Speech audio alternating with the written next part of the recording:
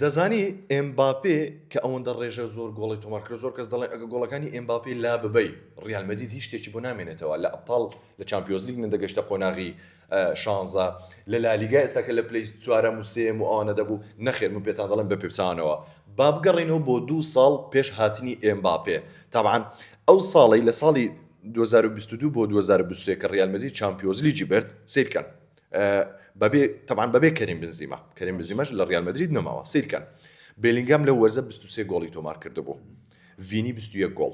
ڕۆدریگۆ 15 گۆڵ خۆسێلۆ 15 گۆڵ بەڵام ئێمباپێ هاتووە لە وەرزێک 40 گۆڵ 45 گۆڵم بۆ تۆمار دەکات لەسەر ئەنانیەت و خۆپەرستیەکەی یعنی سیرکە ئێمباپێ بۆتە گۆڵکاری ڕیال مەدرید بەڵام لە بەرامبەردا 4 گۆڵکاری تری لە ڕیال مەدرید کوشت ئیمباپێ تیپ کە کاتە ڕۆدریگۆ پێکانە و ڕاهێنە پشت بە گۆنزالۆ گارسیا نابەستێتن و کرۆس و مودریچ نەماوە لە ڕیال مەدرید بابەتەکە لێرە ئەوە نیە ئەنجامە باش تێکتر پێ بڵێم